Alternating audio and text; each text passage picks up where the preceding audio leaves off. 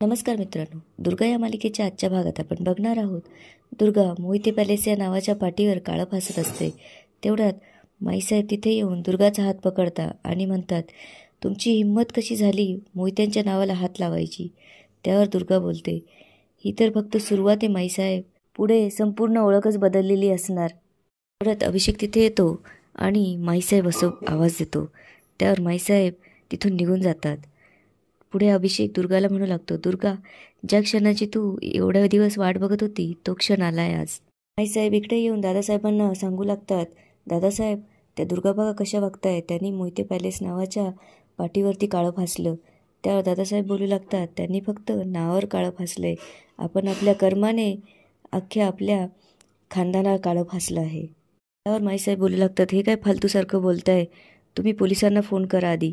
त्यावर दादासाहेब बोलू लागता, आम्ही काही कोणाला फोन करणार नाही, किती वर्ष तुमच्या तालावर नाचायचं, तुम्ही अख्ख्या घराचं वाटोळं केलं आहे. रेवतीबाई बोलू लागतात, कोणासाठी केलं हे आम्ही सगळं, ही सत्ता, हे वैभव, हे तुम्हाला नको होतं का? त्यावर दादासाहेब बोलू लागतात, आम्हाला हवं होतं, पण तुम्ही तुमच्या कर्माने जे काही केलं आहे त्यामुळे आम्हाला भोगावं लागतं आहे. रेवतीबाई, बस झालं आता, तुम्ही तुमचा पराभव मान्य करा.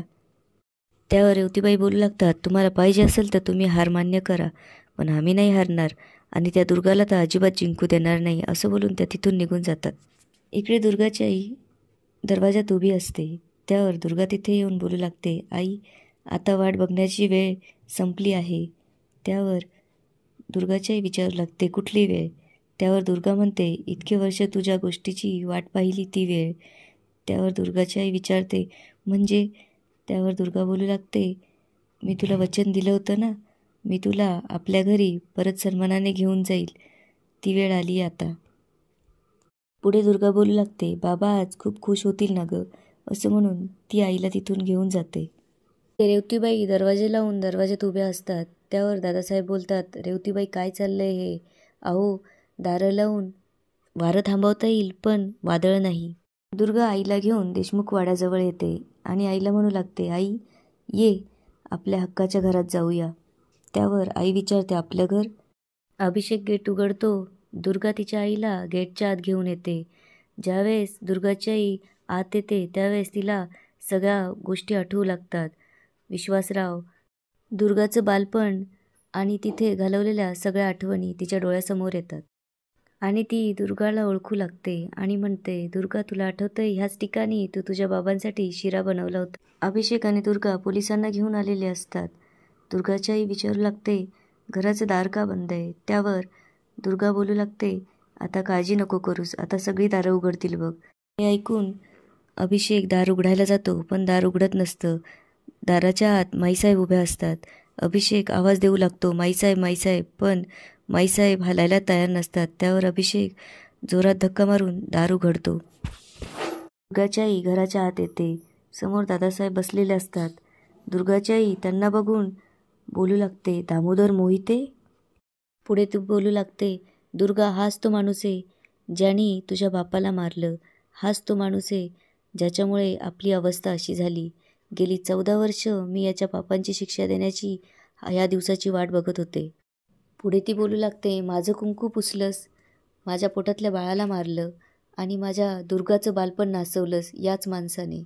ही वर्ष माझी दुर्गा तिच्या बाबांचा तिरस्कार करत आली, हे फक्त आणि फक्त तुझ्यामुळे, तूच जबाबदार आहे या गोष्टीला. तेवढ्यात माईसाहेब इथून चालत्या व्हा असं बोलू लागतात. आधी इथून चालत्या व्हा, आमच्या पॅलेसमध्ये येऊन आमच्यावर आवाज चढवताय? तुम्हाला आणि तुमच्या मुलीला आम्ही इथून हाकलून देऊ, जसं 14 वर्षापूर्वी तुम्हाला हकललं होतं ना तसंच. त्यावर अभिषेक रागावून समोर येतो आणि माईसाहेब बोलू लागतो. त्यावर दादासाहेब हात जोडून शालिनीताईची माफी मागू लागतात, माफ करा, आम्ही तुमच्या आणि तुमच्या पोरीचे अपराधी आहोत, पण आम्हाला खरंच माहीत नव्हतं दुर्गा तुमची मुलगी आहे. म्हणतात ना, या जन्माचं पाप या जन्मातच फेडावं लागतं. आमच्या चिरंजीवाला दुर्गाच का आवडावी आणि ती आमच्या घरात सून म्हणून यावी आणि आमच्या ऱ्हासाला कारणीभूत व्हावी, हा योगायोग नाही. त्यावर दुर्गा बोलू लागते, माझ्या वडिलांची काही चूक नसताना तुम्ही त्यांना संपवलं, त्याची शिक्षा तर तुम्हाला मिळणारच आहे. साहेब बोलू लागतात, सगळं संपलंय आता, सगळंच. आमच्या लाडक्या पोरानं आत्महत्या केली आणि पोरं लांब गेली. म्हणतात ना, भूतकाळातली भूतं मानगुटीवर येऊन बसतात, तसंच झालं. त्यावर दुर्गाची आई बोलू लागते, आमच्या मुलाला जन्माला यायच्या आधीच तू गिळलंस आणि आता तूच तुझ्या मुलांच्या प्रेमाला पारखा झालायस. हीच तुझी शिक्षा आहे. माईसाहेब बोलू लागता, पण आम्ही यातलं असलं काही केलेलं नाही. त्यावर अभिषेक बोलू लागतो, बास करा माईसाहेब आता. अजून किती फसवणार आहे स्वतःला. एक आई म्हणून तुम्ही आमच्या नजरेत आदर गमावलाच आहे, पण एक माणूस म्हणून तरी आमच्या नजरेत पडू नका. कधी कधी असं वाटतं आम्ही तुमच्या पोटी जन्माला येण्यापेक्षा जन्मालाच आलो नसतं तर बरं झालं असतं. त्यावर माईसाहेब बोलू लागता, अभिषेक हे तुम्ही बोलताय? तुम्ही? त्यावर माईसाहेब दादासाहेबांना बोलता, बघितलं का आपला लेक आपल्याला काय बोलतोय. त्यावर दादासाहेब बोलू लागतात, रेवतीबाई बस करा आता. अजून किती लोकांच्या नजरेत पडणार आहात. मान्य करा आपल्या हातून महापाप झालं आहे. त्यावर अभिषेक बोलू लागतो, आता तरी मान्य करा, कमीत कमी देव तरी तुम्हाला माफ करी.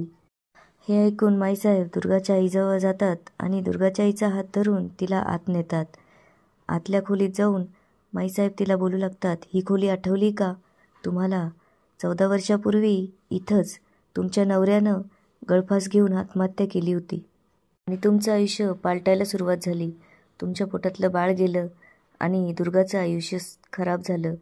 या सगळ्यांना आम्ही जबाबदार आहोत. आणि याच खोलीच्या उंबऱ्यावर आम्ही तुमची आणि विश्वासरावांची माफी मागतोय. आणि माईसाहेब हात जोडून दुर्गाच्या आईची माफी मागू लागतात. त्या बोलू लागतात, आम्ही स्वतःला या वाड्याची महाराणी समजायचो. आमच्याकडे पैसा आहे, सत्ता आहे, पण आज बघा सगळं असूनही आमची लेकरं आमच्याजवळ नाही आहेत.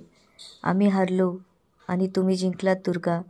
आजपासून हा देशमुख वाडा तुमचा.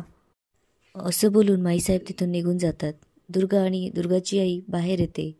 दुर्गाची आई दादासाहेबांना बोलू लागते, दामोदर मोहिते, आज तुम्ही मृत्यूच्या एक पाऊल मागे आहात. आज तुम्ही सगळं गमावलं आहे. आज मी तुम्हाला शेवटचा एक प्रश्न विचारते. ती बोलू लागते, तुम्ही दोघं कायम चुकीचे वागलात, पण तुम्हाला अशी कधी भीती नाही वाटली का आपल्या कर्माचा हिशोब कधी ना कधी द्यावा लागेल. त्यावर दादासाहेब बोलू लागतात, शालिनीताई, पुराणामध्ये लिहिलं आहे. चांगलं काय हे माहीत होतं आम्हाला, पण त्या बाजूला आम्ही गेलोच नाही. आमचा स्वभावच नाही तसा.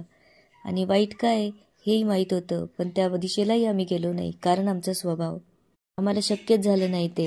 आणि जेव्हा कवा उपरती झाली ना, तेव्हा वेळ निघून गेलेली होती. माईसाहेब अभिषेकचा हातात हात घेऊन म्हणतात, आम्ही तुमचे गुन्हेगार आहोत अभिषेक. पुढल्या जन्मी आमच्याच पोटी जन्माला याल ना, तेव्हा आम्ही तुम्हाला चांगली आई बनवून दाखवू.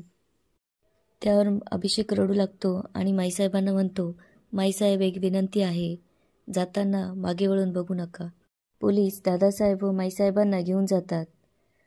त्यावर दुर्गा बोलू लागते, आपला वनवास संपला गाई. आता एका नवीन प्रवासाला, नवीन आयुष्याला सुरुवात करू. आणि याच ठिकाणी आजचा एपिसोड संपतो. धन्यवाद.